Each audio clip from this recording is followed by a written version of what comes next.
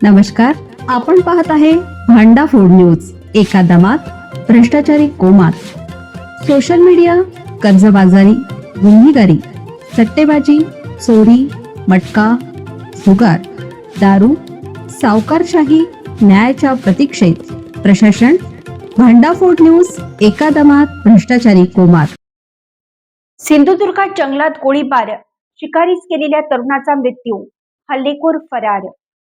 सिंधुदुर्ग जिल्ह्यातील वैभववाडी तालुक्यात आचिर्णी गावाजवळ जंगलात झालेल्या गोळीबारात एका तरुणाचा मृत्यू झाला असून एक जण गंभीर जखमी झाला आहे.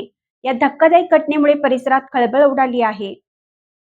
मंगळवारी रात्री आर्चिनरी जंगलात शिकारीसाठी गेलेल्या सागर पोटळे आणि कृष्णा कातकर या दोघांवर अज्ञात हल्लेखोरांनी गोळीबार केला. दुचाकीवरून आलेल्या दोघा इस्मांनी अचानक गोळीबार करत घटनास्थळावरून पलायन केलं. या हल्ल्यात सागर पोटळे यांच्या छातीत गोळी लागून त्यांचा जागीच मृत्यू झाला, तर कृष्णा कातकर गंभीर जखमी झाला आहे. जखमीला तातडीनं रुग्णालयात दाखल करण्यात आले असून त्याच्यावर उपचार सुरू आहेत. घटनेची माहिती मिळताच पोलिसांनी घटनास्थळी धाव घेत पंचनामा केला असून अज्ञात हल्लेखोरांविरोधात गुन्हा दाखल करण्यात आला आहे.